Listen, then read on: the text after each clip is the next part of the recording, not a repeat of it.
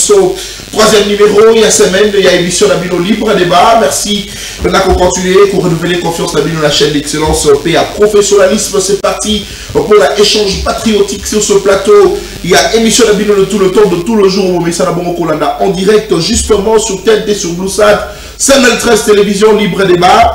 Donc on se l'a dans un sujet d'actualité, mais c'est que justement a été le long au des 30 poursuite. Bon, il y a dossier, il y a Constant Moutamba à la Cour de cassation et aussi poursuite. Bon, il y a dossier, il y a Joseph Kabila à la haute cour militaire. Il y a Mokanabiso au Congo. Et c'est que Joseph Kabila Azali Bongo inquiété par la justice, Azali Bongo poursuivi par la justice. Pour un dossier pesé contre eux, notamment crimes contre l'humanité, crimes de guerre, viol, torture, participation à un mouvement insurrectionnel, ainsi de suite.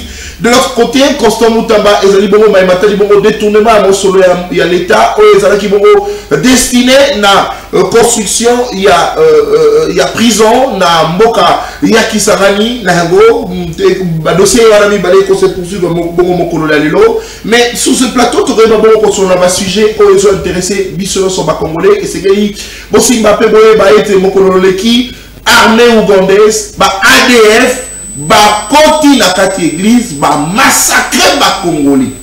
Mais Tino Lelo, gouvernement Mboka na biso, aucune communication.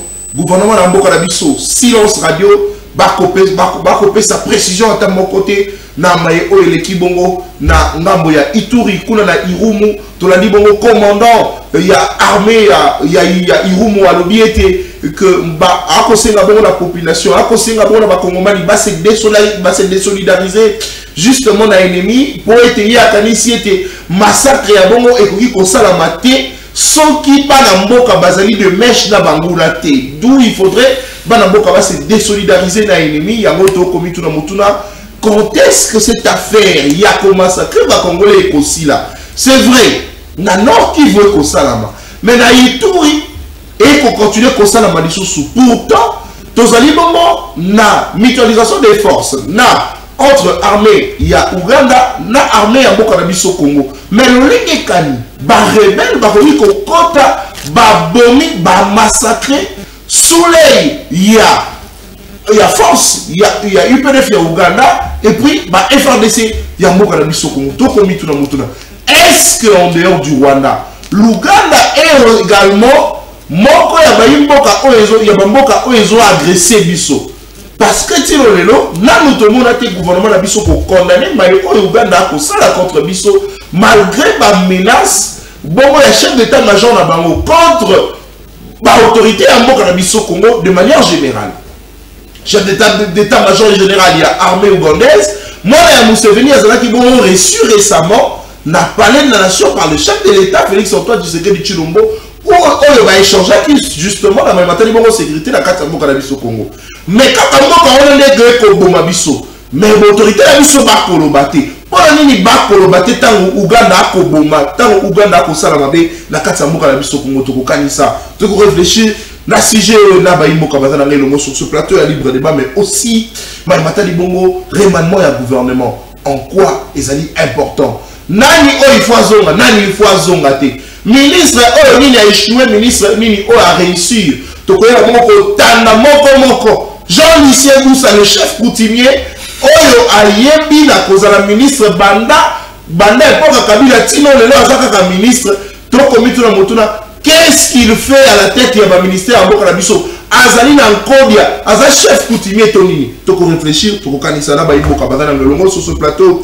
Il y a libre débat. Marabobola, Azali Bissongo, Azali Bongo Moko, Bakambi, Pebalori.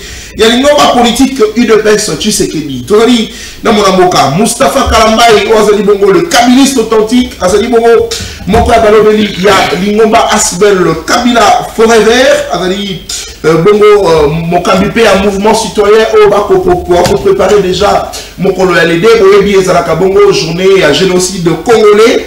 Nango, mona Mboka Mustafa Kalamba Ezalaki Solongo, tu peux réfléchir dans Mboka. C'est parti, cet échange patriotique, une heure d'échange. Voilà Mboka Marabobola, Bote Layo, mais bon, Madame Dali. Bote, Negonata, na Pesimbote, Pana, Negonangai Mustafa, na Banza Eke, tu as la débat Moko, Yamalamo. na pesi mbote pa na bandeko bakolanda biso na Côte d'Ivoire wapi tata mokonzi ya mboka ya kala après ko échouer na Goma, après ko échouer na consultation na ye akei bongo akomi bongo babengaka comment on les appelle, les garçons d'honneur na ba mariage ya bato na pesi ba congolais nyonso baza kuna mbote na kosenga na bango soki bakutana na kabila na nzela batu na yeke na pesi mbote na ba congolais ya Côte d'Ivoire et puis na pesi mbote na ba ivoirien nyonso ba Didier Drogba, ba Salomo Kalou, ba San Ouattara, ba c'est représenté les choses au président la Bango là. Comment je vous en prie? Le président, il y a la Côte d'Ivoire pour se représenter à la non, là c'est leur problème. Pour se représenter les choses. On a un problème là-bas. On a problème. Nalingai ko senga na bango ba ivoirien wana ba yebisa Kabila ki makamba ko sala na este atika yango na sengi na ba congolais nyonso ba o baza kuna na Côte d'Ivoire ba meka ko tuna Kabila ki to komi wapi na makambo ya consultation ba tuna yeka ka bongo to komi wapi na makambo ya consultation so ya répondre que ba consultation na kati na moneke na tiki makambo ya rébellion alors batika Kabila kimia mais soki ayebisi bango ke tozwa ba résolution wana tokosala nango songolo pakala tosala nango boye bayebisa yeke Kabila kanisa ndenge oyaka na mboko oyaka na Congo na matela na bot ozala ata na adresse te mais Congo epesi yo nyonso Congo ebalisi yo Congo epesi yo na maplome oyo ozalaka nango te alors lelo yo ozwa minduki osimbela Congo minduki ata na biblia ndeko na ta etikala kosala matin Joseph na bible tango aza premier ministre na Israël na Égypte Joseph abandaki kotravaille mpe mpona bandeko na ye yango moni ntango bandeko na ye baye koluka ye ayebisi baégyptien alobi bozwa bango bopesa bango place ya kimia bavanda Moïse abomaka ye l'égyptien mpona makambo ya nani ya makambo bandeko na ye bosoko tokomituna Kabila ye na mboka bapaya ayawa topesi ye nyonso mais tala eloko Kabila asaleli biso et donc yambo ya kokota na bozindo ya likambo ndeko Nathan wana ezalaki ka mbote na ngai pe naposa mbote na ngai epa na prophète de Dieu Gilles Mulindwa oyo azali moko ya ba grand homme na mboka na biso religieux oyo azali ko préparer activité monene nazali ko inviter yo ekozala le 10 août na niveau ya esplanade ya palais du peuple azoko organiser ba benga culte d'adoration et puis il y a action de grâce il y a ko célébrer makambo etali indépendance spirituelle ya Congo et puis il y a ko célébrer victoire diplomatique ya chef de l'État et donc nous allons ko benga peuple congolais etali lingomba te biso banso to kende parce que tata mokoza ekolo alongi alors yo lokola accompagnera chef de l'État na makambo etali mo ba soutien religieux azoko organiser activité ngo je crois que mais parce que l'obéli makamba religieux moi na boka ya ba religieux mais qui pasteur évêque Pascal Mukuna alors bien le chef de l'État n'est pas entouré na banganzambe mais il est pris en otage par l'église Philadelphie mon amboka.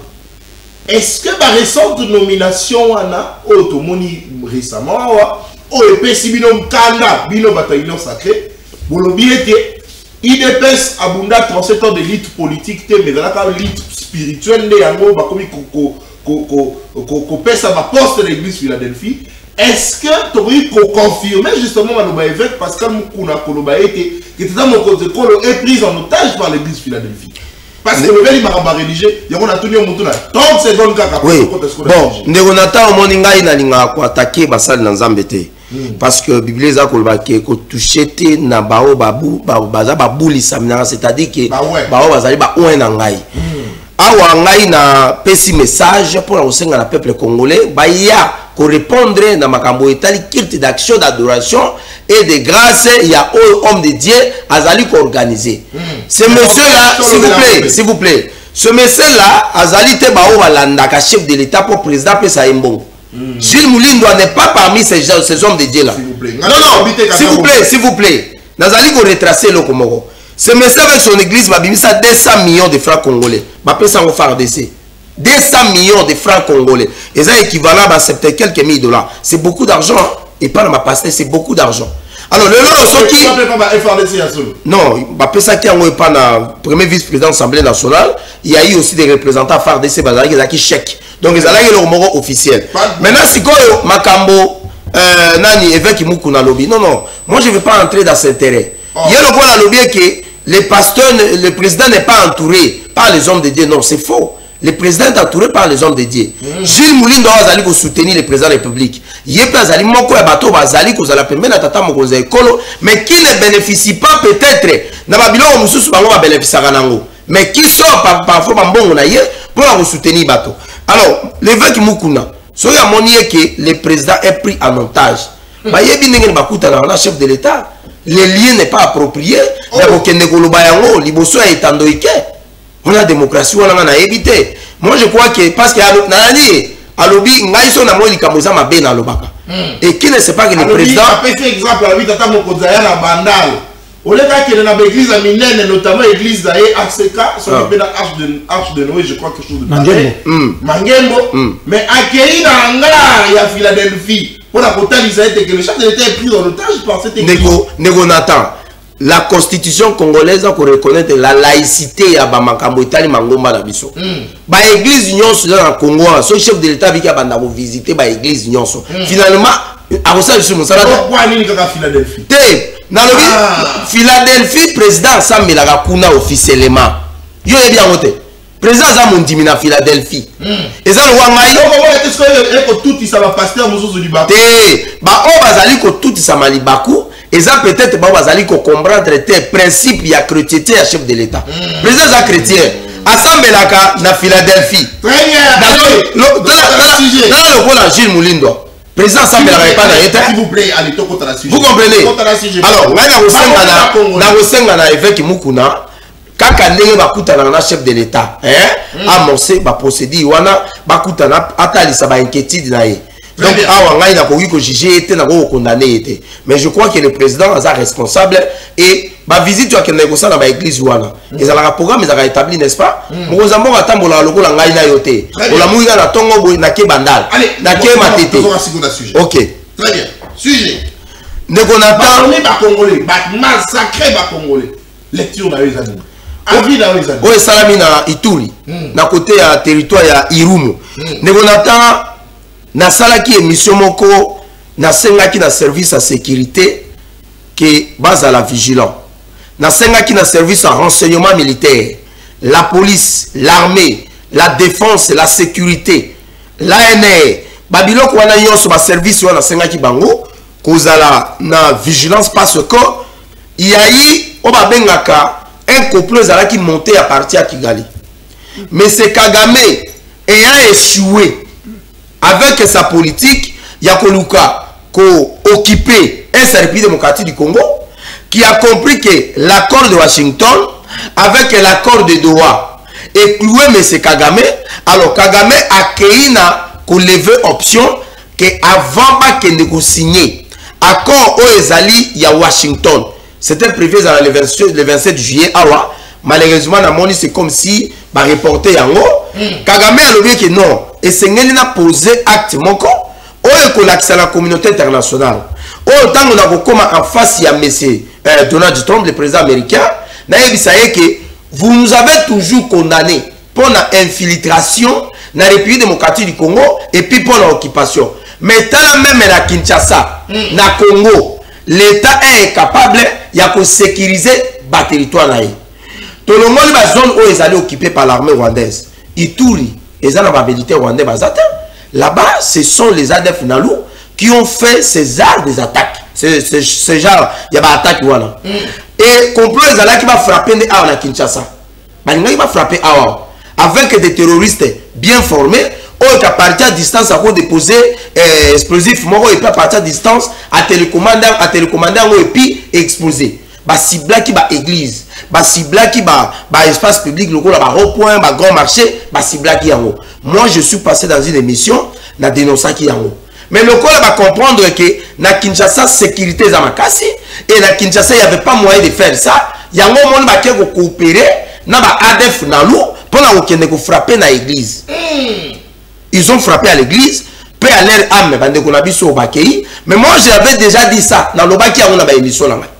Bandeko balandaka biso na émission, soki balandinga na émission na yo, bakopesa nga raison. Même na ba commentaire bako étaler yango. Et donc ici la stratégie n'est pas toujours finie. Kagame a toujours la carte loko wana. Awana Kisasa et kozalaka na carte église. Mais moi mboka boni bino boko pointer du doigt Ouganda te. Boko banga bango to ndenge ni moi mboka. Non, bon, écoutez, qu'on pointait du doigt Ouganda. Parce que Kagame.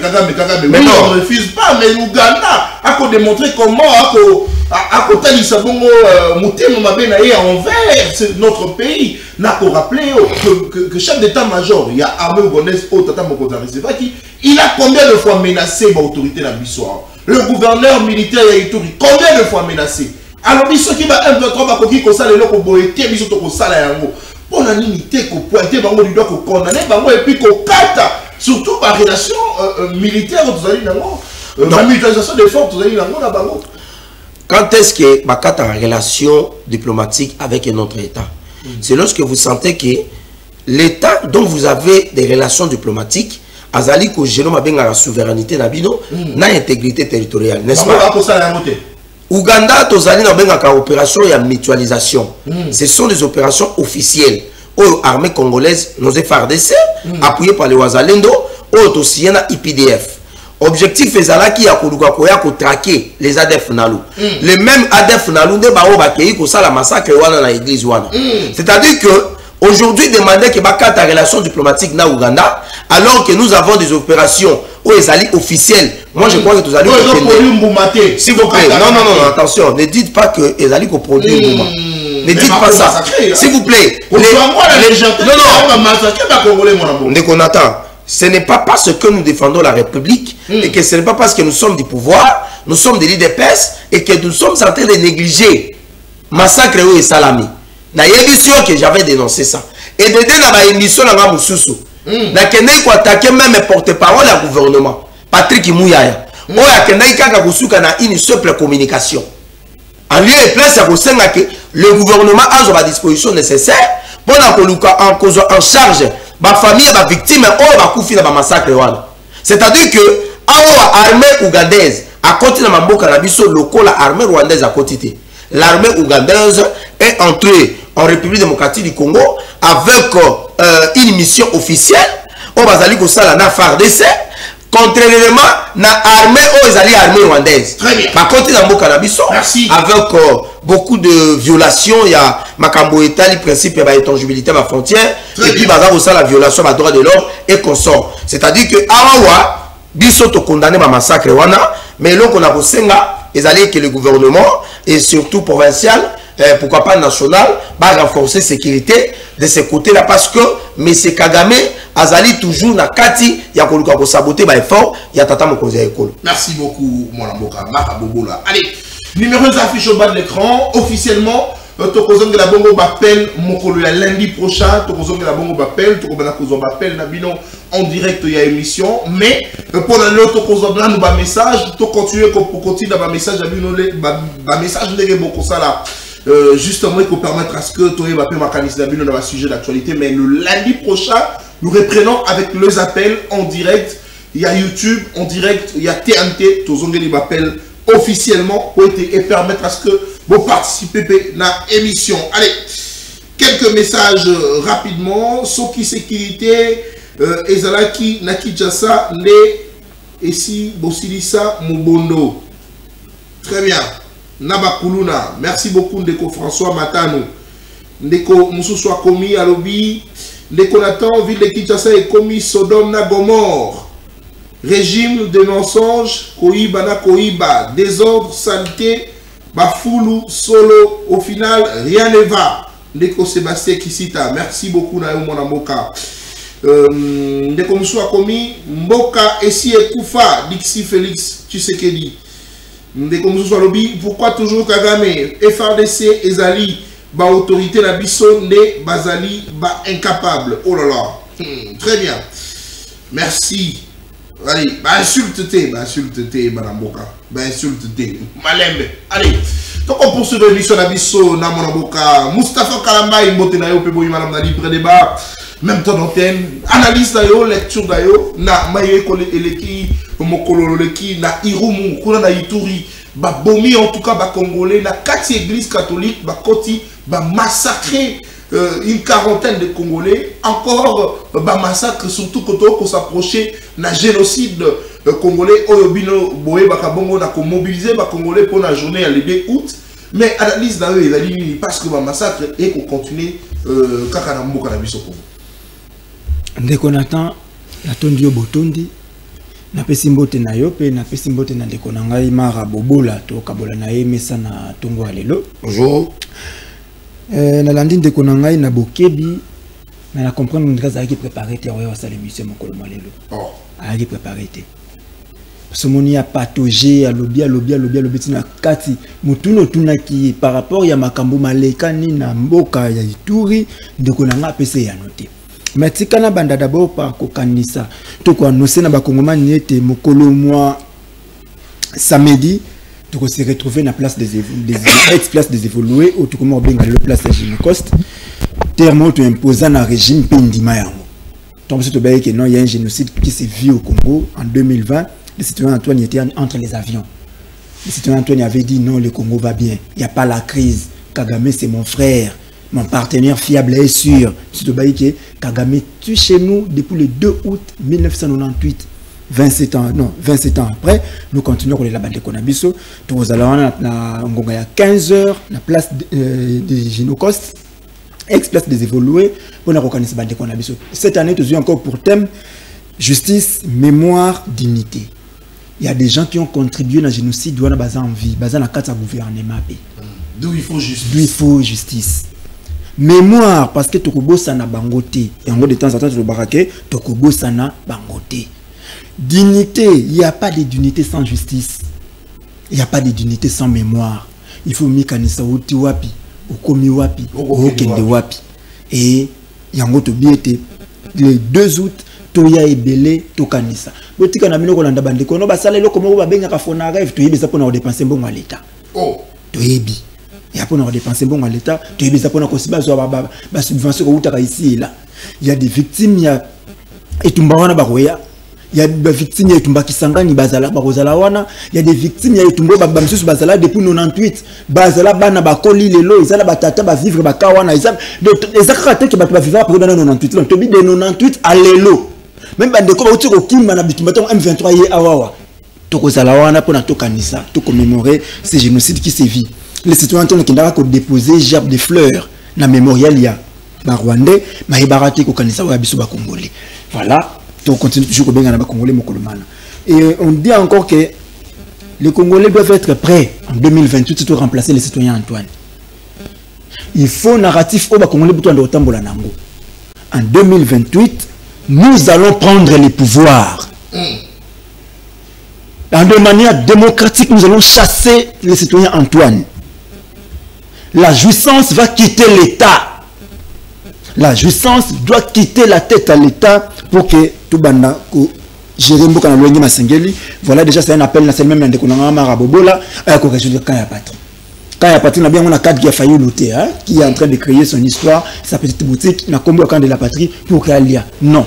Quand on a Bengi, il y a patrie, quand il y a un homme d'État, au bassin d'un âme d'État, pour nous réfléchir État. Et on a bien des qu'on a Marabobola à traverser Penenanga, tout comme les Samboka. Voilà. Mais qu'on attend tout là, tout la moki situation, il y a Irumu et Salemi. Mais avant Irumu, Kanisa Malamu, on a parlé de Djougou. Na Ituri. On a parlé de Mahagi. Toujours na Ituri. So tali gouvernement il y a un UPDF.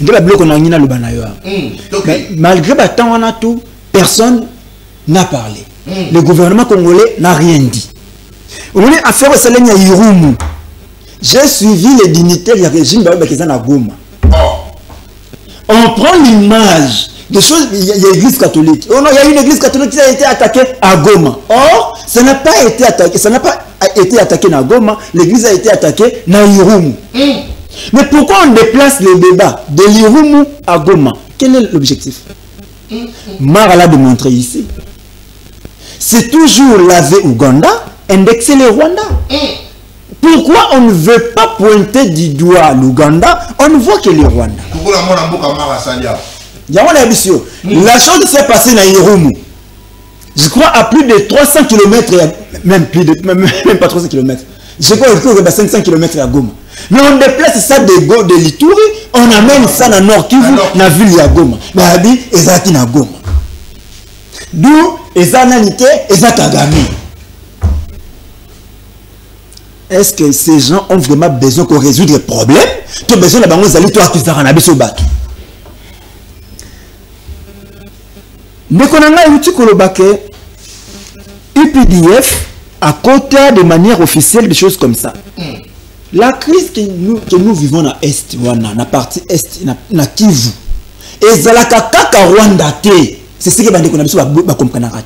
Le président Kabila l'avait dit en 2001, l'agression rwando-ougando-burundaise. Ougando-rwando-burundaise. Il y a les troupes ougandaises au Congo. Il y a les troupes burundaises au Congo. Est-ce qu'on en parle? Oh, ma burundais va au Congo. Ah, ça n'a mis sur la main. Oh. Alors, ça mieux s'informer. Donc, ceux qui sont na Ouganda, tu as une mutualisation de forces, tu as un accord sur le plan militaire. Bon, c'est la Burundi. Déjà, on peut savoir sa réponse. Ce qu'on t'a dit encore, la seule chose dont on va le dire, c'est seulement les Rwandais. Rwanda. Parce que quand on voit, même on est sur la nationalité, c'est ça par rapport à Elongi. Si tu as Elongi, oh Rwandais. Si tu as dit Zolo, bien, oh Rwandais. Si tu as dit Taï, bien, oh Rwandais. C'est ça chez nous. Mais dans le cas là, bah Ougandais, au coup de bon, bazani, moi, Zolo, et Kokorana, et Kosala, Kokorana, biso, tout le monde va bander qu'on a biso. Bazana, on a battu le peuple balbara Kenya Rwanda.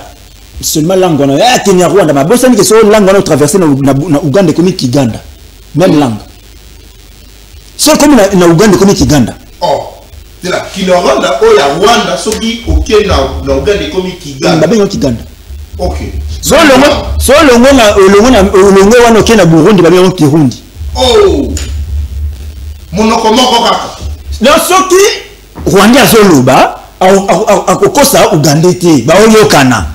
Donc Rwandais, Burundais, bien. Et ça le rôle en na télé na balingala, moi na Congo Brazzaville na encore été. Très bien. Mais na encore ça centrafricain. Mais même si on pas matin na Rubangi kuna, ozo beta balanga ya likolo kuna, keba centrafricain a rolo kayo.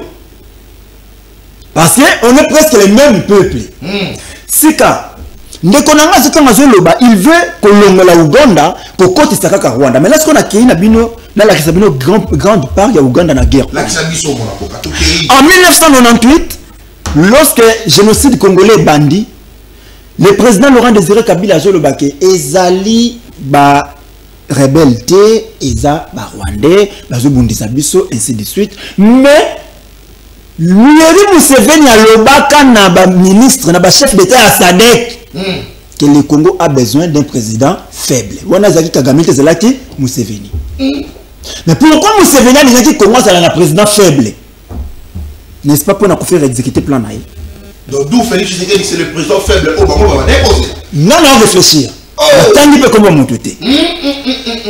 Tokomi na 2022 Batuyo Bakekota EAC. Batuyo. Surtout ni bakenda kota na EAC yebité. Bango. Tant bakekota EAC Yoweri Museveni a sala ya discours. Alors le Rwanda ira jusqu'à Rutshuru et l'Ouganda jusqu'à Bunia. Nous sommes en 2022. M23 n'a bandi bitumbate. Là, on a mars 2022.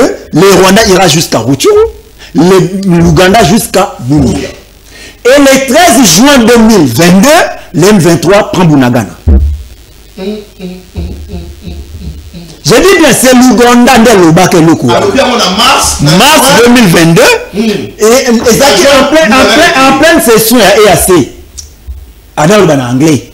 En pleine session à EAC. Est-ce que vous avez en anglais? Bah comprenez que le président Kabila en anglais. Il y a Museveni Bayokarate. Le Rwanda ira jusqu'à Rutshuru. Le Rwanda les tient à Rutshuru comme à Goma. Parce que l'AFC c'est le Rwanda. La PCMO c'est le Bango. L'Ouganda, il y aura jusqu'à Bunia. L'Ouganda a le contrôle de l'eau. Il y a ma ville congolaise, Nakatia Ituri. Mahagi, c'est sous contrôle, il y a Ouganda. Nakata aéroport, il y a Mahagi, c'est l'armée ougandaise qui siège. Il n'y a pas les militaires congolais, il y a les militaires ougandais. Mais la rencontre, c'est l'Ouganda qui contrôle. Est-ce que notre ami Luc est informé? Notre ami Luc Malembe a fait cette vidéo. Nakati il y a Mahagi, et lui congolais, les Ougandais l'interdisent. Il y a Rokota Nakati aéroport congolais, Nakati territoire congolais. Congolais. Bakobo ya Akota Nakati aéroport, il y a Mokanae. Voilà. Oh. Ça, les amis ne voient pas et n'en parlent pas parce que ce n'est pas le Rwanda. Parce que ce n'est pas le Rwanda. Nous sommes toujours à côté de l'Ouganda. Moi, je me souviens de la déclaration. Un moment, le but est que menacé Noko Naye. On a menacé Noko Naye à Kosakana Moto. Quand il parlait de son Noko, il parlait de Paul Kagame. Quand il parlait de Kosakana Noko Naye, à Kosakana Moto, à Neko Kolobana, à Neko Lobelation Paul Kagame. Toujours moi, je me souviens, nous promet qu'avant 2000, avant janvier 2000, fin janvier 2025, tu commences à l'issue sur les mercenaires. Moi, je me souviens à la cabine qu'avant fin janvier 2025, tout le monde a sur les mercenaires. N'est-ce pas que moi, je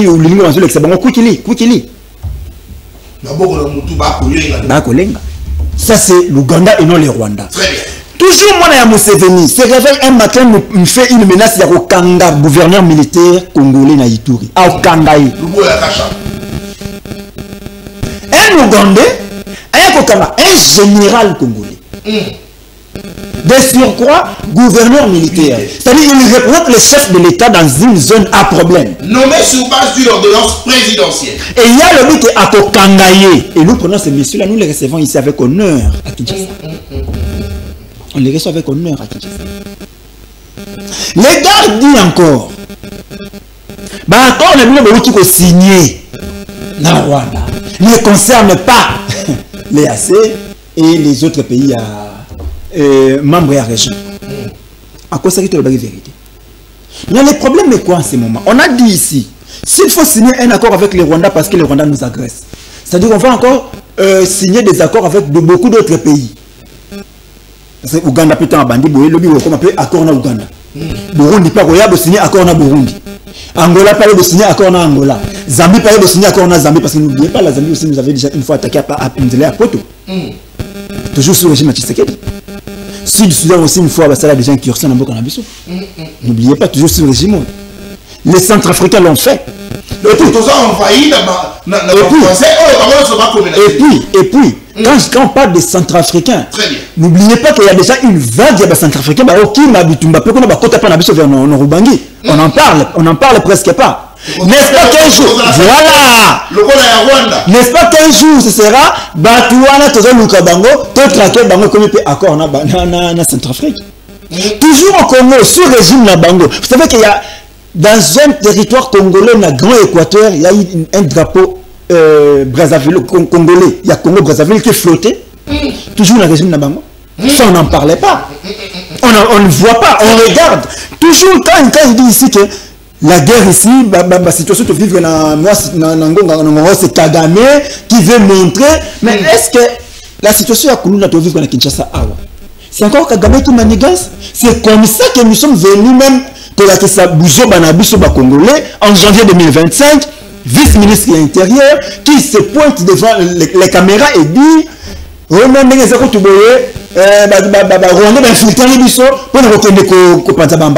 on l'a dit ici. C'est très grave. C'est très grave lorsque dans une république, tu vivre dans un sentiment, dans une émotion, il y a genre. Très bien, merci beaucoup. Allez, massacré, bomi, congolais. Bande kona biso kuna na Irumu toko mituna mutuna pona nini eko sala mabongo pona nini eko continuer jusqu'à quand cette affaire prendra fin. Tino mokolo nini toko banda kaka ko compter ba mort bato ko banda kaka ko kufa et on tue souley il y a ba militaire souley il y a autorité na biso Congo mais tino lelo to mona ata communiquer bon il y a gouvernement na boka na biso Congo ko ba bongo la côté mais là moi que je me trompe mais jusqu'à cet instant dans la monité non il n'a pas fait bon nini ba condamna ka bongo Uganda te na makambo ba be o asala ka contre biso l'Ouganda s'est démontré n'a pas expert mais va démontrer que l'Ouganda également a bomaka na Congo pour la nini ba condamna ka yete tout c'est toujours le Rwanda pourquoi oui nous ne pouvons pas dédonner le Rwanda nous savons que le Rwanda a bomaka mais pour la nini te to bakisaka na Ouganda et comme lokola demboka o ba ko boma biso pour que la face du monde va que non seulement le Rwanda mais l'Ouganda également a la capable ennemi à boka la biso Congo pour la nini ko sala maté. Pendant ce temps, on reçoit le chef d'état-major, il y a armée ougandaise de Katsamboka Nabiso, Ponanini. Pendant que Bakoboma, Babomi plus de 40 personnes, na église, s'il vous plaît. Na église, s'il vous plaît. Babomi plus de 40 personnes na église. Ponanini. Mais pendant ce temps, nous sommes en train de détourner l'argent. Pendant ce temps, nous sommes qu'on réfléchisse sur comment remanier les gouvernements. C'est vrai qu'on a ce qu'on a chapitre un remaniement à gouvernement. Mais est-ce qu'on va aller de remaniement en remaniement pendant qu'on n'a pas de solution pour la Bokarabiso? C'est quel plaisir qu'on a de changer à tout moment, de dépenser de l'argent à Bokarabiso Congo pendant que le gouvernement n'apporte aucune solution. Pourquoi ne pas faire partie de tous ces gouvernements pour changer le gouvernement à Sika? Parce que, j'ai dit, soumis à cela, qu'elle a échoué. Mais qu'on remanie. Quand on parle du remaniement, ils allaient toucher quelques têtes. Ils allaient le gouvernement va toucher quelques têtes. Pour la unité qu'on change le gouvernement, Mobimba, Bacha, compétent, on va voir que ça la moussala. Ils allaient qu'on va tout notre comité. Mais il faut réfléchir. Et le monde a sur ce plateau, que chacun également se pose des questions et qu'il répond. Numéro est affiché au bas de l'écran. Pour être tout un message à Bilon, au Bokola Nabiso en direct. Moi, la Bokamara Bobola. Remaniement au gouvernement. Analyse là. Néonata, avant de couper les caméras de remaniement, Sunganga ina sala mo nettoyage, na makamonde kolanga Mustafa Lobiawa, na ibsa kandeko Mustafa ke alongona asbel wana kota wana. Asbel wana eza na niveau na été. Au moins le couteau azo sala awa. O babenga kango démagogie. So ya sali mouvement na ye. Peut-être Kagame pe na stratégie na ye akala. Il y a un Congolais courageux, appuyé à ça pouvoir. Non, mais non. Mustafa n'a pas patriote. Yoka, na lobby boy. Na lobby te kaza Rwandais. Na lobby ke Kagame na ba stratégie na ye akala. O ezalaka ke avant comme chef de l'État na République démocratique du Congo, il faut la parrainer par Kagame. Le coup là Laurent Désiré Kabila. Le col Joseph Kabila, le Sengeli Pe, Yepe, Aluka Pe, Moya Sala, Oya ta parti politique. Le col a Zoya ko dénoncer Magamo agresseur rwandaise Awa. Kagame a ko Zoya comme chef de l'État. Allo ngwana benga soki Asbel, soki Kabila forever wana. Et là au bino ozala ka soki Kabila forever, soki PPRD so. Eza ba cimetière, ce sont des tombeaux. FCC, PPRD, na biloko na bino ce sont des tombeaux. Il n'y a rien dedans à l'intérieur. Après 2 ans, 3 ans, tout comme en 2030, ça va disparaître. Mobutu, avant de me lever Mobutu, avant de me lever Yabiso président, Mobutu cessé. Yabiso président, Mobutu cessé, Mobutu. Hein? C'est ça, oui. Zaïrois. Imana bala bala. C'est ça, oui. Bango pe. Tobeta maboko toyamba kabila ayolela. Toyamba kabila ayolela. C'est-à-dire que comment les banzemboyo après 2 ans, 3 ans, toko yo kango lisusuté. Namoni bango bobina na Côte d'Ivoire. Namoni kulutu na India Omar alongoli na veste atika na Bretagne. Dans la India esengo ya wapi mais ko condamner agresseur rwandaise India comme baba na ba plateau. Il est condamné, ça suffit. Est-ce qu'il est namoni na kulutu na André Kimbuta bata sur watu bana omona ya avec club wana. Veut pena beti ba staff. Pour ba moni Kabila. Mais ba bosani ke massacre azongeli yango kuna namoni professeur Mova Sakani oyo abengaka Tridoc azwi badoctorat nyonso abwaki pembeni abi awa nde tounguluma siko mpona Kabila na Côte d'Ivoire awa baveste kuna kaka bo mais c'est Kabila, c'est lui qui avait dit ça. Kabila non totondi yote tokunguluma mpona Kabila kike muluma siko ya lobaka nini mpona Kabila s'il vous plaît ya lobaka mpona Kabila tokunguluma angulumaka pe c'était lui oui. C'est ça la médiocrité dans la politique. Yango nazozonga mpona yebisa ndeko nanga ke na yesu mona makambo alobi yawo alobi namoni nga peindre décor à peindre tableau mobimba mpona kotalisa biso ce qui se passe à l'est. Mais ce que tu as bien dans makambo alobi au côté dans la profondeur au moment que ndeko nanga Mustafa n'a pas condamné au babengaka l'armée rwandaise. Ndeko Mustafa n'a pas propos na ye atali siteke ke Goma et Bukavu eza occupé par l'armée rwandaise. Alobeli biso ke na 2022 et que dans le mois de juin les M23 va continuer na Bunagana, c'est ça oui? Mais il fallait même savoir que ezalaki on va benga ba milice ya armée rwandaise. Il n'a pas dit ça. Néonama Mustafa alobi que na Goma ma carnage salami. Ce n'est pas les Wazalendo. Ce n'est pas la guerre civile. C'est parce qu'il y a une armée étrangère. Et il y a un mabele à Congo. Il y a un officiellement. Ba bomi, ba pillé. Ba ke ba tumbi prison ya Munzenze. On a brûlé les gens vifs. Na Goma solo ya bibembe.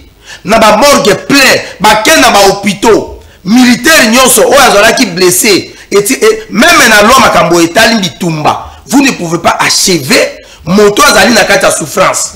Bango ba kena ba boma. Et tout ça, c'est l'ancien président en complicité avec les M23. Mais non, Ndekonata. Toujours sur la makambo ya mboka. Très bien. Kabila a eu avion à Côte d'Ivoire. Il est allé en bonne santé. Au moment où il est fêti, ala tata ko lega biso na biso nto zawa azora penda temps. Merci beaucoup. Azora penda temps. La type na bia bindingi waze ko lobarabi faut sembola la faire pour le na hotelema. Mais bande ko na biso ba kufi na Goma. Est-ce que bango bazanga ki moyen ko voyager? Ndenge Kabila a eu avion accueilli Côte d'Ivoire. Bango pi bazaki na ba projet n'est-ce pas? Bon on reprocher Kabila ligne aussi longtemps que Kabila ne voilà pouvoir, il faudrait trouver une solution. La cour militaire. Si Kabila et pour Namakamwana, il faudrait qu'en tout cas, Bino étant au pouvoir, bon neutraliser mon avocat. Pourquoi venir à tout le monde qu'on se plaint de Kabila? Apporter la solution par contre au peuple qui souffre, mon avocat. Nous ne nous plaignons jamais. Nous disons à notre peuple ce qui est une vérité. La vérité est que tout ce qui se passe à l'Est, c'est Kabila. Et pour prendre les actions cohérentes, pour étouffer au Kabila Zakosala, chef de l'État, a une action avec la diplomatique. Donc, il y a un Washington, mais Kimia Nengezako ya kokota. Kabila Bazali Kolandelae, il y a des actions. La cour militaire, dossier na ezalaki na cour militaire. Place on a moni na Mustafa na mona le belé en côté. Babi bolo bagaki Kabila za Rwandais, mais justice militaire. Et l'obike. Le fils de Bouzé, maman Sifa. Et ça le rôle là, Yesu na Égypte. Quand si Yesu ngalo bagaza égyptien ou bien ça israélien. Tant que Yesu bakimisi ye na maman na na Égypte na âge 2 ans. Yesu ngalo bazana. Non, Yesu ngalo bagaza na. Bosco Taganda devant la Cour pénale internationale. Bazo poursuivre pour un crime contre l'humanité et puis pour une rébellion massacre à ça na est. Bosco Taganda tant soumettre le dossier na ye nationalité tata obotama pe okola balobani aza congolais n'est-ce pas? Mais biso se dit que Bosco Taganda c'était rwandais. Et lorsque Kabila dossier na ye la justice, la partie comment on appelle ça, la partie comment le ministère public jusqu'à là na ye na identité Kabila ta. Oh, mais ouais. Mais bon, on va attendre 10 jours. Mais non, s'il vous plaît. Oh. Non, il y a un oh, là, moi, mais tu vois la vidéo, ok. Avocat na ye, des dossiers au bas déposé qui. Oh, Kabila Tili va avocat. Oh, Kabila c'est un avocat. Kabila c'est un avocat. Parti à Kabila c'est un avocat. Ah, c'est une nouvelle information. Parce que la Yeba, ceux qui révèlent Kabila a avocat de Bazali pour na procès pour ça dans la cour militaire. Bah et puis si là c'est l'homme à casser qui a chose balobi Kabila là il a avocat pour la tête au tir les motos tête. Parce que ba dossier na yé comme on a ndengeni. Mais voilà l'information au justice il est à puiser. Ce sont des jeux politiques. Nazongi na makambo. C'est-à-dire que s'il vous plaît, non. Quels sont ces jeux politiques? C'est aussi ça la politique. Il faut que tu aies un suspense. C'est ça aussi le jeu politique. D'ailleurs, ce qu'on a makambo na ndeko Mustafa. Alobi makambo ya entrée ya RDC na EAC. Ndeko, talanga tika na téléphone. Talanga. O solo na madame Nandako. Na EAC to kende ko kota parce que EAC za na état-major général là yé. Oyo ezali ya représentation ya armée rwandaise, armée burundaise, armée ougandaise, armée kenyenne, na armée sud-soudanaise. Biso de kende ko kota parce que na kati ya EAC ba état-major généraux wana baloba à l'unanimité que si l'un de ce pays membre a agressé et c'est l'état-major général na bango osanini aya ko appuyer et nous amener là-bas ezalaki pona koluka ko kende ko créer confusion total sur l'état-major général ya EAC et ko kende ko combattre Rwanda, ce qui n'a pas été le cas. Ba yena est ba komi ko la complaisant avec les éléments du M23. Oh papa na ngamboso alobaki yango que to constater que l'état-major général ya EAC en lieu et place ya ko attaquer les militaires rwandais au bazali na kati ya milice ya M23 bango baye baza complaisant na bango. Et puis de deux to kende ki pona makambo itali ba douane parce que sur beaucoup de organisation à bongo moi ba exonération et ça la maka sur le plan douanier. Aya walobi makambo ya les troupes ougando, rwando, burundaises et consorts à l'est. Mais pourquoi nous ne parlons pas? Il y a des troupes ougandaises et burundaises et kenyennes. Bisoto le belaraka troupes rwandaises. Mais non papa. Au moni Rwanda za lokola ndokio yo na village ba sorcier nyonso ba responsabiliser ye. Ba lobe au moni nata yonde mutu okolia ye. To pesio ba force nyonso mazwa force. Bango ba batami na sima. Yango au moni Rwanda na minute l'armée officielle ou azali ko occuper un République démocratique du Congo. Ce n'est pas l'armée kenyenne. Ce n'est pas l'armée burundaise. L'armée burundaise a y est officiellement. C'est nous qui leur avons demandé Baya. L'armée sud-africaine a eu un compte à samedi ici. Maintenant, dis-moi, l'armée rwandaise, où a compte à Sali massacre, l'armée ougandaise, nous avons une opération de mutualisation. Les forces négatives, il y a Ouganda. Au bazar la RDC bazar Koboma. Nous avons toujours condamné les cas par exemple, il y a Adef Nalo. D'ailleurs, sikoyo makambo alobi nalingana makambo ba jouissance c'est de quitter l'état. Non non. S'il vous plaît mon frère, il faut pas qu'on invite Aranga na biloko na bino. Moi je suis tisekediste. OK? Je suis tisekediste. Ba biloko na bino soki ba forêt vert soki banini. Na ebisi bino ke za ba tombeau vert. Kalate wawa eza kokufa. Na yena makambo asije. Negonata. Gouvernement ezako salama. Namoni ba charlatan, les sorciers de tous bords. Bazali ko kende koluka, ba communicateur, ba journaliste, ba influenceur, ba tutele bango, ba lobela bango malamu par rapport à bilan na bango. Nayo ki nungu balobi natamo ko asali interview mo na Jeune Afrique lobby il reconnaît que ba ministre belé ba sala kango ba pesa ka bino solo boko de kolobela bango en bien la télévision tatamo ko zaye biango. D'abord ngai nazaka communicateur te. Moi je suis cadre du parti. Nazali défenseur de la République et je suis le défenseur du président parce que le président est élu par le peuple. Et je viens défendre l'idéologie du parti comme un cadre du parti et je viens défendre la vision du chef de l'État parce que à Witi na katia parti politique na biso et puis azali au Congolais a payé pouvoir. Ya ono mone sala ka kena le kana ba etando ike. Ngana za communicateur te. Soko moni nenga ba bengaka bango na Rotana bakendaka. Ngaza la kuna te. Bakendaka na stade ngana za la te. Bakendaka na union sacrée ngana za la te. Yango moni tango ba greva ki awa. O to le ka sur la télévision ngai bisa on a dit non. Le président ne vous avait pas engagé. Vous n'avez pas un acte d'engagement avec le chef de l'État. Le président a un service communicationnel et il a ce qu'on appelle une presse où ils allaient rattacher à la présidence. Et il a un porte-parole dans le gouvernement. Et donc, Moussa n'a ce sont des sacrifices pour la Moka. Vous êtes exigeant envers le chef de l'État. Vous avez la déclaration, vous avez la marche, ça ne payera pas. Parce qu'il y a engagé à binoter. Vous êtes des politiciens, vous devez vous assumer. Moi, je ne fais pas ça. Moi, je ne fais pas ça. Moi, je parle en bien de personnes.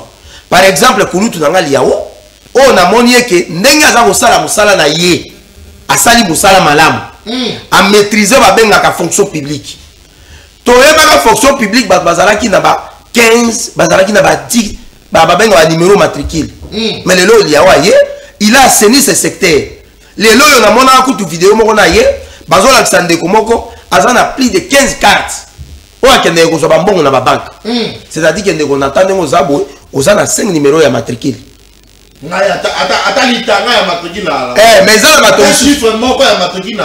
ils ont 5. Azukoto 800 000, Azukoto 2 500 000, Azukoto 700 000, Azukoto 3 millions. Tant que 15 millions. L'IAO est venu à dire non, on doit bloquer ça. Contrôle physique. Alors, des messieurs comme ça, est-ce qu'il ne faut pas le remercier? Est-ce qu'il ne faut pas les féliciter? L'IAO est venu bloquer le système Kabila Tikaka. Il y a des cartes où il y a des bambongo. Vous avez dit que les hautes personnalités politiques, il y a PPRD. Bazaka, on a des cartes où il y a des bambongo, la trésor public. L'IAO est venu bloquer ce système. C'est-à-dire que l'IAO, parmi les batoyo, on a 5 pas tata mokoze ekolo, a quoi qu'on reconduit. En dehors de l'IAO, moto au moins, on a moni que chef de l'État, a quoi qu'on reconduit. Moto peut la monique à coquille peut-être qu'on bénéficier les sous peut-être na moi soutien à chef de l'État na éviter et ça nani na zotala na gouvernement oyo nani. Vous comprenez? Mais sur les ana bato oyo bazali banda et que kokota, il y a des gens oyo bazaki distingués mais bazalaki victime ya ba sorcellerie, bazalaki victime ya ba cabale et consort. Non non, ngana suki wana. Ye mon chef de l'État yebi bango. Au moment où Kamere est dans la prison, le président Lobaki est que Kamere jouera un autre rôle dans ce pays. Kamere de Sénaïe, condamnation et Longwe, après il va le ministère de l'économie, Kamere est le président de l'Assemblée nationale. Mais ça peut pas tomber sur les banda. Le chef de l'État, ayebi bango par rapport à la prouesse na bango. Et pour que vous allez reconduire, ça dépend d'abord de l'intelligence, de la technicité, et ça dépend aussi de votre charisme. De management. Alors pourquoi on a par exemple ministère de l'ITP, on peut savoir Jantini Ngobila. Mais oui, Jantini Ngobila sali banzela. Au moins ils sont ok na lemba super. Au côté Kikwit, au côté la route des universités, au côté babenga onizela ya yolo, au côté Elengesa, au Keimonga Fula, ils allaient par route ya transplantation. C'est Jantini Ngobila qui a fait ça. Ok, na manifeste, c'est Jantini Ngobila qui a fait ça. Ok, na pont Bongolo awa, c'est Jantini Ngobila qui a fait ça. Ok, na marché Zando, c'est Jantini Ngobila qui a fait ça. C'est-à-dire que, Negonata, à un moment donné, je me suis posé la question, mais pourquoi to banda qui côté le mélange Jantini Ngobila? Mais oui, Ngana Zali parmi les jeunes à Liboso, na IDPS. Je suis parmi les cadres, na IDPS, tout ça va marcher contre Ngobila. Mais à un moment donné, Nathalie, n'a comparé politique à Bumba, n'a comparé à Ngobila, seulement sur le plan de l'infrastructure, j'ai vite compris que Ngobila, Bakoko peut se ministère à ITP. Pour comprendre que Binonde, vous avez dit que Ngobila n'a pas non, non, je n'ai pas dit ça. Je n'ai pas dit ça. Je n'ai pas dit ça. Kolobisanga ite o na lingi kolobate. Ngobila azala mabe na ye asalaki. Ngobila azala mabe na ye. Vous comprenez? Merci. Mais awa sikoyo le chef de l'État a kolinga kosala nouveau gouvernement. Bangobila baza batoyo, vi charisme na bango, vi technicité na bango, vi management na bango, à cause du ministère à ITP et il va créer de nouvelles routes. Maintenant na yesikoyo, pour citer, bandeko baza kolobake et sengeli ba ministre musu basali ba 8 ans, ba 15 ans, ba 30 ans balongo. Bon, nga naza komituna. Soki sikoyo moto wana azali kozala toujours performant bakolongola pourquoi bon Tokei la ministre ba oumeli Tokei la déjà lycée Moussa va performant en quoi non celui-là c'est celui-là c'est mon grand frère. Merci. S'il vous plaît. Merci. Non. Allez, aux autres. Non. S'il vous plaît. Yoka, Naza va répondre. Yoka. Il y a lien famille. Non. Oyebi pourquoi dans le Biamoté. Non. Est-ce que Naza va répondre? S'il vous plaît. Je peux répondre. Aidez-moi. Yoka. Non. Tu sais qu'elle a un grand frère dans la tête. Liao a un grand frère dans la tête. Guy Luando a un grand frère dans la tête. Mobila que j'ai défendu ici, il n'est pas mon grand frère. Non. S'il vous plaît. Non. S'il vous plaît. Je ne vous laisse pas. Yoka. S'il vous plaît. Non, je ne vous laisse pas passer ça. S'il vous plaît. Ce n'est pas parce que j'ai dit que Jean Lycée Boussa c'est mon grand frère. S'il vous plaît. Je ne me mets pas en népotisme. Non, Liao n'est pas mon grand frère. Mais tant que Liao, le but est que Liao est ton grand frère. Ok. C'est-à-dire que non, ce n'est pas une question de famille. Yoka. Ce n'est pas une question de famille. Nathan, Kokitsanga, il n'a pas passé. S'il vous plaît. Bon, ok, d'accord, j'assume ça. Si on a le que Jean Lycée Boussa, ça grand frère, on a dit sous ça. Dès que maman Denise,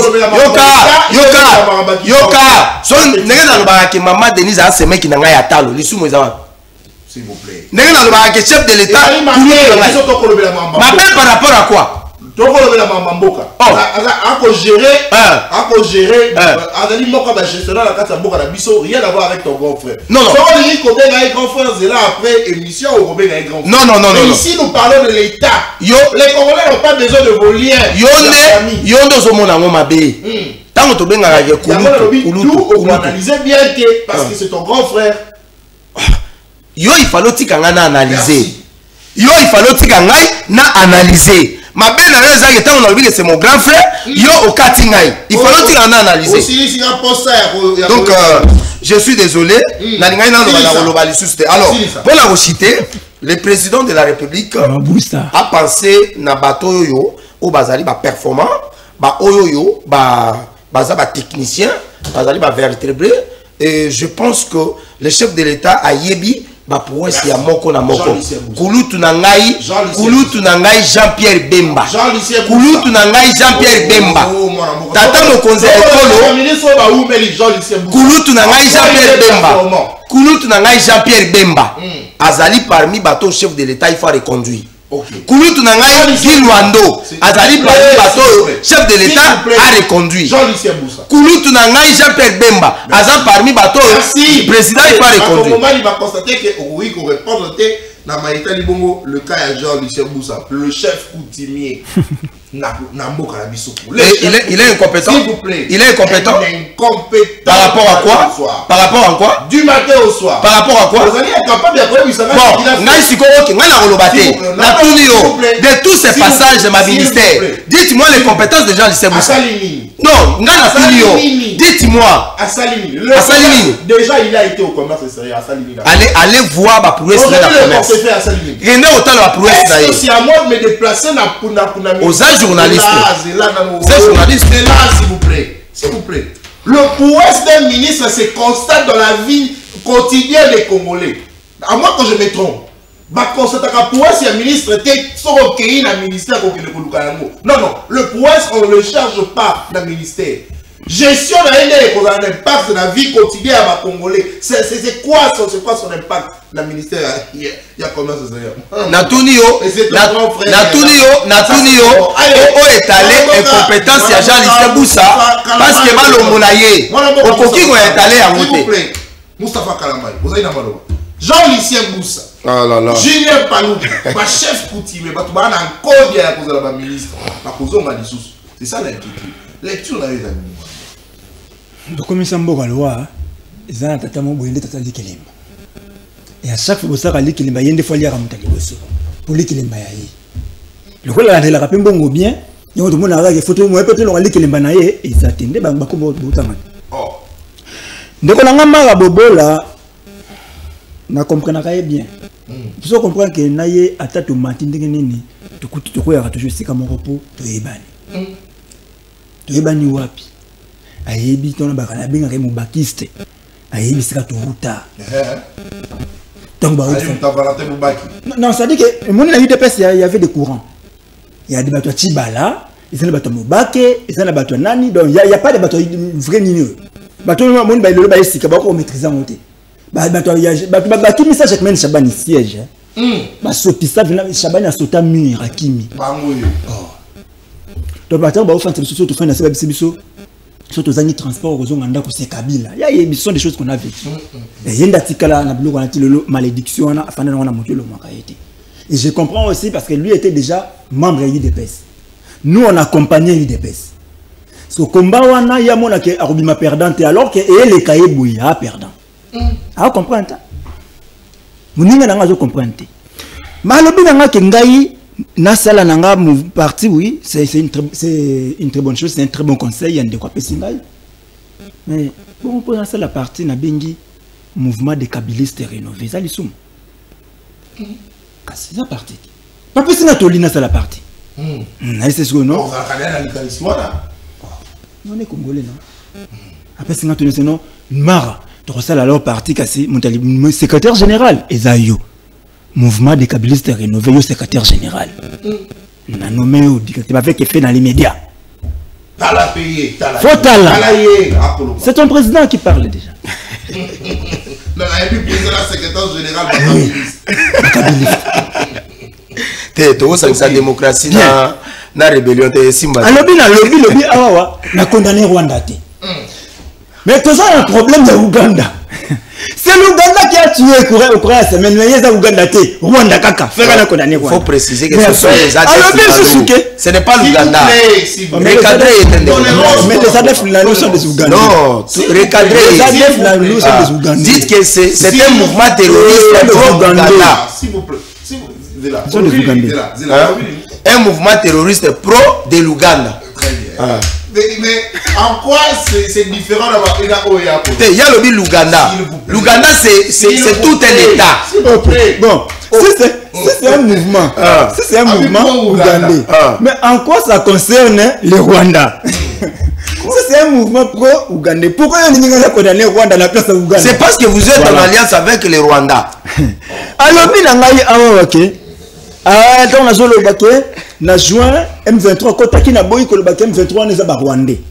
Maintenant abuye ce pa boyi ko se ba congolais ke Bunagana wana ba kotela ki eza unicité frontalière ya Ouganda et non le Rwanda. Donc pour que l'M23 prenne la cité de Bunagana, l'M23 alekela na Ouganda. De ba côté na la Ouganda bandeko na bango. De ba ba fongoli porte bokota. Oh je te fais rétro la histoire.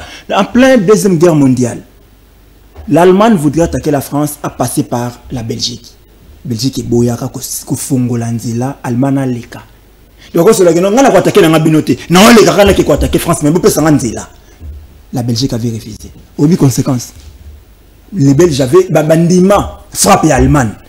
Bandima ba la frappé par Allemagne. Mais ba fongola porte c'était la voisine à bango. Bah font la porte c'était pour que les voisins de attaquer. Mais bino, bande qu'on a bino, au besoin d'avoir la bonne relation, bah font les portes pour que les Rwandais au binemi, bah les kaba occuper Bunagana. Alors bien que il y a eu des morts à Goma, moi j'ai condamné, n'a condamné à moté. De konanga. Je vais condamner les citoyens Antoine. Puisque ce sont des devoirs constitutionnels de protéger les condamner le chef de l'État. Oui. Et vous avez oublié le Rwanda. Je condamne le chef de l'État. Je suis désolé. Il est libre. Non. Nous sommes en démocratie. Je suis désolé. S'il vous plaît. S'il vous plaît. Condamnez d'abord le Rwanda. Jamais. S'il vous plaît. Je n'ai rien à voir avec le Rwanda. Non. Condamnez le Rwanda. Jamais. Les Rwandais reconnus l'État agressé. Rien à voir. Selon la résolution 2773 des Nations Unies. Ça, ce n'est pas mon problème. Alors, ce n'est pas votre problème. Je suis désolé. Moi, mon problème, en tant que Congolais, c'est d'être exigeant vis-à-vis des dirigeants congolais au bana mandat nanga congolais. Et non de ne pas condamner celui qui agresse notre pays. Je n'ai pas un problème avec le Rwanda. Je comprends. Le peuple rwandais est un peuple frère africain. Je comprends. S'il vous plaît. Je comprends. Je suis là. S'il vous plaît. C'est à nous. Secrétaire général, il y a MKR, mouvement des kabylistes rénovés. Jamais, moi je peux entrer dans un mouvement.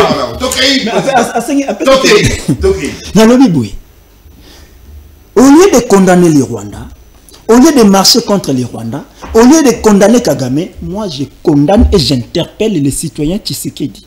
Pourquoi? Parce que c'est lui qui a les obligations constitutionnelles de sécuriser l'intégrité territoriale. C'est lui qui a les obligations constitutionnelles de sécuriser les Congolais. Donc, se lever un matin, dire que le Rwanda nous agresse, ne donne pas la responsabilité à Tshisekedi. Il faut mettre tout sur sa tête, qu'il réfléchisse pour résoudre les problèmes. Il y a des morts à Goma, c'est mort, moi, comme Congolais, je les mets sur la tête du premier Congolais. Et qui est le premier Congolais? C'est le citoyen Antoine Tshisekedi, l'un des meilleurs d'entre nous. C'est pas pour nous l'a mis là-bas. Si on l'a mis place Rwanda, c'est parce qu'on savait que les Rwandais nous dérangent à résoudre les problèmes. Il n'est pas là pour se plaindre de la combat à Rwanda. Ils ont entamé des actions diplomatiques. Goma tombe, il y a eu un discours il y a 6 minutes.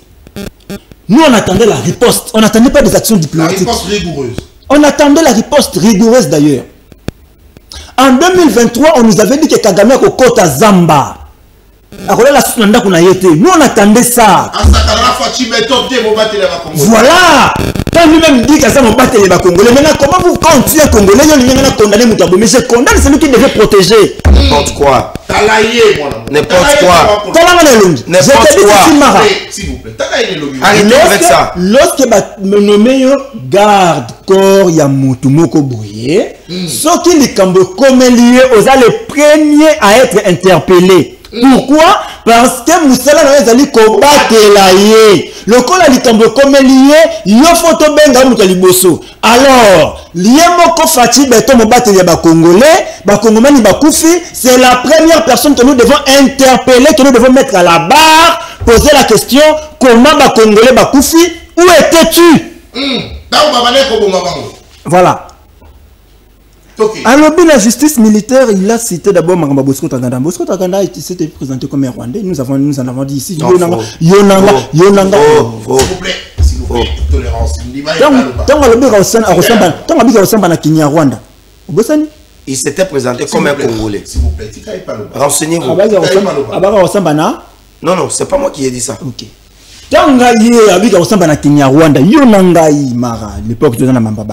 Qu'est-ce qu'on disait? Qui va nommer des généraux rwandais. Tant que c'est la liste, on a la liste, il y a des généraux rwandais. Pour preuve, parce que tu as gagné que ça m'a été Rwanda. Au Bossani, on est là. À son ici, Congolais. Donc, bango, le distributeur automatique de la nationalité. Bah, personne nationalité de président Kabila. Bah, Outakuna. Bah, personne nationalité de président Kabila. Outakuna. La haute cour militaire. Haute cour. Où est le terme? Où est le domaine militaire? La justice militaire. Où est le terme aux athées? APC. Kombo nae, moi na maman Sifa Mahania. Maman Sifa Botate. Ce garçon est maudit. Ce garçon est maudit. Allez, non. Monsieur, je retire quoi? S'il vous plaît, du respect pour la femme. Non, non. Monsieur, non, s'il vous plaît. Non, il faut comprendre. C'est lui de peste. Non, c'est pas lui de peste. C'est pas lui de peste, monsieur. C'est lui de peste. Qu'est-ce que je manquais du respect? S'il vous plaît. Où est-ce que je manquais du respect? Yanni. Oh, bon, sur le lobby que moi ça a combat. Ma bezawa. Sur le lobby que moi ça a botaté. Ma bezawa. On dit moi je ne comprends pas. Voilà. D'où est allé ma belle à Boboïko. Na lobby que maman si fa botaté na vinaye. Oh, moi Mboka, s'il vous plaît, retirez. Oh, na retiré c'est-à-dire quoi? Pour le respect pour la femme, retirez. Je retire pour le respect pour la femme. Merci beaucoup. Allez, si je comprends cet homme de Mara, Azako Boya même Makambo justice congolaise de Zoloba. Président Kabila Yaki Kunati, Akoti Kunati, Aleki Kunati. C'était rebelle. C'était rebelle, monsieur. Bino moko bofandi. Maman na biso wana monse mayele. Abandoka makomba bigete. Makambo bemba lobaka biso ndi makangote. On n'est pas sûr de Makambo naye. Tala makambo biso to yebi. Abotama le 4 juin 1971. Atanga et Wabora. Abotama wapi. Diplôme naye azwa wapi. S'il vous plaît. Baninga ya classe banane. S'il vous plaît, moi Mboka. Vous ces gens, bah ça la facilité même nous juste. Mais bon, net ngane na aboué, naza kinwa. Na botami na kin. Na koli na kin. Baninga na ya classe bana kinao. Baninga na sali na bango vie bana kinao. Soina na longo kin. Na kefanda na aru. Ba pesinga musala na aru ba te oyo. Soudanais ayeko ya. Les gens vont accepter parce qu'on a awa atanga nani. Atanga wapi. Muninga na nani. Bande d'aventure. Ok na agini. S'il vous plaît. Allez, s'il y a s'il vous plaît. À lobby, janvier 2029, nous allons diriger. Oui. Nous allons faire la remise des reprises avec les citoyens Antoine en 2029. Janvier. Alors, oui, parce qu'il y a un état-major général, il y a un état-major où on est en armée, le col est à Sud-Soudan. Oh. Mais Sud-Soudan, pas ça, en armée. Sud-Soudan, pas la carte. Vous ne m'avez pas dit. Donc, on va faire Sud-Soudan, il y a un monde là qui distrait. À la ligne a été. Recadré. Est-ce que Sud-Soudan, ça m'a braillé à ce ou non? Mais oui. Alors, le militaire n'a été major, oui ou non? Mais oui. Bon, monsieur, nous ne le bon, comprendre. Très bien. Bon, alors, j'étais en train de dire, Nathan. Et maintenant, le gouvernement vite fait aussi. Je tombe, maintenant, sauter les mains hautes. Alors, et les mains à Sud-Soudan. C'est une honte pour nous, les grands Congo, de compter sur les mains locaux à Sud-Soudan. Non. Qui n'a pas un armée. Tu comprends pourquoi j'ai dit qu'elle a une armée? Qui n'a pas une armée. Non. Sud-Soudan qui n'a pas une armée. Une armée, pardon, de l'Imbissé. Sud-Soudan qui n'a pas une armée. Je n'ai pas une armée formée de Ouazalé de Nabango. Parce que c'est un état qui est né en 2011. Soudan sud Bango basali armée na bango formé des milices au bande ko bundisa armée soudanaise ba milice wana ça ko ba Ouazalendo ba bunda na bango te ba yebi na bango nini te bango ba yaka ka ba bunda nde ba tu benga ba ko bundela biso abando ça ba samsalani abi douane et ça peut malamu ko na douane biso te karani biso te karani te karani côté donc voilà avantage na quoi avantage là il y a pour na batuana ba tomber na biso na place au tisike de lobaki to bunda so te pour la portion de terre et comme nango mabele ya et assez remaniement du gouvernement au lieu de remanier le gouvernement on doit plutôt exiger la démission du citoyen Antoine.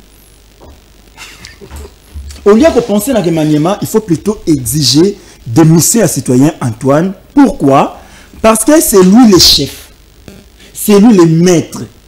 Aussi longtemps, hier, on ne peut rien à Malonga. Et donc, on a dit maintenant, avant qu'on ait déterminé le gouvernement, on a deux combos. Dans le gouvernement, il y a un monsieur qu'on appelle Moukoko Samba. Daniel. So tali Daniel tant azu pour nomination économique la bête qui tolo bien Daniel a reçu la campagne la président Kabila. Mais so tali Daniel le président Kabila. Au tali Daniel le citoyen Antoine, vous sentez la différence? Tantine la gouverneur, ministre, la premier ministre nani, Tantine Judith. Azalaka conseillère na cabinet Moukoko Samba. Donc c'est parmi les têtes qui pensaient, des têtes pensantes, il y a gouvernement, il y a ministère de l'économie à l'époque. Mais tant que vous ministère à plan, oui c'est. Vous pouvez primature, oui c'est. Pourquoi? Les problèmes, ce ne sont pas ces gens que nous allons changer. Les problèmes, c'est d'abord celui qui les nomme. Le président de la République, c'est un problème sérieux. Qu'est-ce qu'il comprend dans la gestion en Mboka? Qu'est-ce qu'il comprend dans le problème de Mboka Zanango? On peut me prendre moi, avec les citoyens, en tant que je ne donnerai pas un bon résultat. La multiplication, c'est autant qu'un élément neutre, un élément absorbant. Est-ce que le citoyen Antoine n'est pas un élément absorbant? Est-ce que le citoyen Antoine n'est pas un élément absorbant? Merci. Parce que la même armée que nous avons aujourd'hui a fait des prouesses avec le président Kabila. Mais la même armée aujourd'hui, on ne fait que dire rébellion, ainsi de suite. Où est le problème? Maman Soumi na wazalaka makasi na cabinet ya Moukoko Samba basaki musala na Moukoko Samba to betete maboko. Mais les mêmes personnes avec les citoyens Antoine n'arrivent pas à donner des résultats. Encore un élément à Souka, les citoyens Antoine aiment les gens qui échouent. C'est quand tu échoues, il va te récompenser. Il n'a pas voulu citer un monsieur, moi je vais le citer à sa place, de Nicolas Kazaki. Vous voyez qui a été victime expiatoire, il y a Gilles Linguette, il faut le dire quand même. Oui. Il a été victime, il y a Gilles Linguette. Gilles Linguette avait cette soif comme ministre des Finances ou premier ministre. Alors il devait salir tout le monde à passage naïe. Il devait détruire tout le monde à passage naïe. Mais ça a raté. Non, pardon, ça a raté. Et les lots, ces gens ont fait manquer à la République peut-être un monsieur qui était bon dans la gestion de la finance en Boka, mais vous l'avez fait partir. Merci. Parce que vous avez pas ça. Quand vous voulez faire ce nouveau gouvernement, si vous les réintégrez, et ça peut m'arrêter. Ce sera aussi pour le bien-être de la Congomanie. Je peux citer mon vieux Willy Bakonga, Wilbak. Lui aussi a fait son temps. Vous vous rappelez de ce que Bouliba Konga a fait pendant le temps de Covid? Il n'y a pas aussi beaucoup de répétitions macam. Bouliba Konga a fait Bouliba Konga Zara Lukuta. Bouliba Konga il y a Georges na benga Georges qui me connaît. Soit il y a Koloba qui na Kosaka. Ah, il y a Georges. Ah, dis-moi. Ah, ok. Reconnaître que Bouliba Konga Makambo. On peut les remettre à sa place. Donc, ce sont des gens qui vous devez besoin c'est là-bas on peut. Bon. Pakananga a fait son temps. Il peut aller à la retraite. Parce qu'il a conseillé Makambote, il a fait 9 ans déjà, il peut aller à la retraite. Est-ce qu'il y a un compétent pour qu'il Je ne suis pas dans ça. Je ne suis pas dans ça. J'ai dit, besoin de c'est important. S'il vous plaît. Non, maman, on a éducation. Récemment, le bolongola. Bolongola nzangi. Bolongola nzangi. Très bien. Merci. Parce que vous allez qui est pour la couleur d'abisso. Mon collègue, émission ici. Oh. Passez la minute. Hein? La famille. Eh, papa. Émission ici. Émission ici.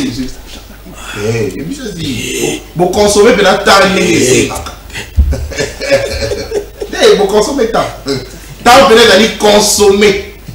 Merci beaucoup.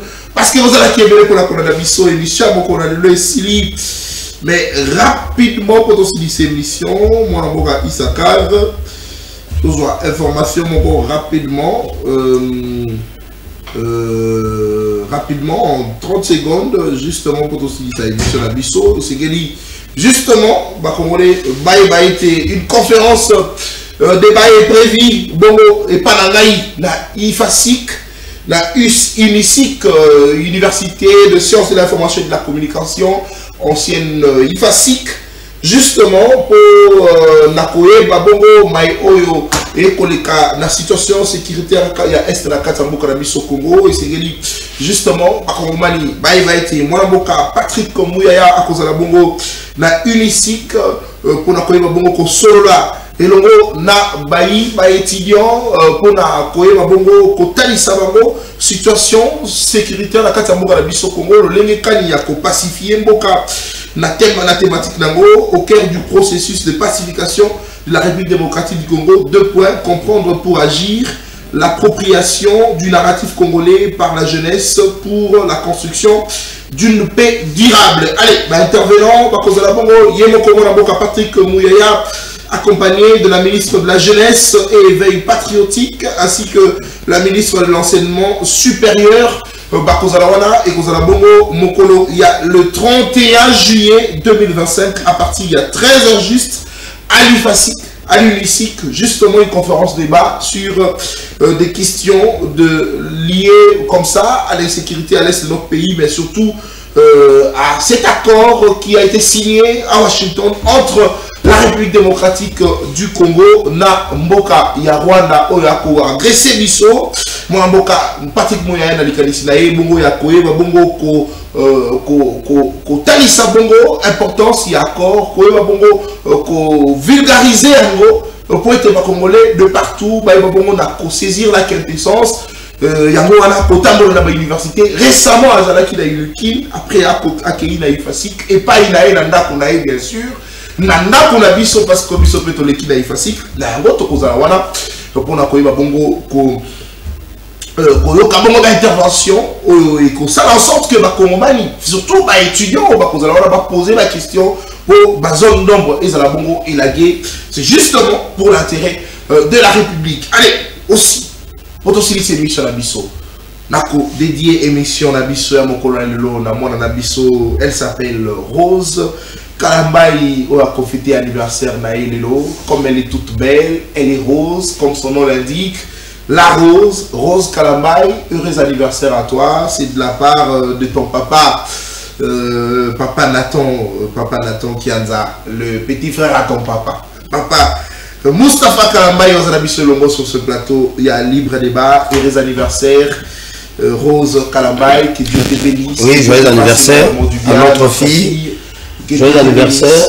Et que tu puisses marcher dans la crainte du Seigneur, c'est ce qui est plus important, parce que quand tu grandis dans la crainte du Seigneur, en tout cas, tu fais justement notre fierté, notre honneur. Heureux anniversaire à toi. Si peut-être ton père peut avoir le temps de t'adresser quelques mots d'amour, d'affection, pour nous montrer combien il t'aime beaucoup. Papa Moustapha Kalambay, un mot rapidement aussi, ça. Un seul mot, grandis dans la sagesse et dans l'intelligence. Surtout le patriotisme. Très bien.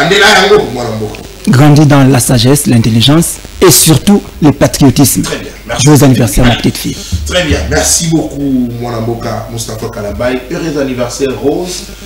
Beaucoup de fleurs pour toi. Que Dieu te bénisse, que Dieu te fasse énormément du bien. Santé, bénédiction. Grandis dans la crainte du Seigneur. Que Dieu te protège. Parce que nous t'aimons beaucoup, notre fille Rose Mutombo. La personne Rose, je voulais dire Rose Kalambay. Attention, j'ai pensé à Rose Mutombo, la ministre. La seule ministre de justice. Sûrement, elle sera également ministre. Ah mais oui, pourquoi pas. Allez-y rapidement. Ah oui, je souhaite heureux anniversaire à notre fille. On l'aime beaucoup. Les seuls conseils que je peux la prodiguer, ce n'est pas suivre le pas de son papa. Sur le plan politique. C'est ça le conseil. On aime bien qu'elle grandisse dans la sagesse. Son père lui a demandé d'être patriote. Ok. Mais de ne pas suivre les pas, j'ai dit les pas de son papa. Si elle pourra faire la politique, qu'elle vienne à l'IDPS. Allez, non. Arrêtez de me dire l'enfant. Allez, heureux anniversaire Rose Kalambay, c'est pour toi. C'est ton jour, nous te dédions ce plateau, nous te dédions ce jour. Que Dieu te bénisse, qu'il te fasse énormément du bien. Rose Kalambay. Allez, émission à mon collègue ici. Merci Nabio parce que vous allez Kébélé. Merci na Isakaz. Merci na Rajabougas. Bien que Miele Kotangate, mais au moins vous faites un énorme travail. Merci beaucoup les gars. Allez, on se retrouve demain avec le même plaisir. 10h30. Au revoir. Mais,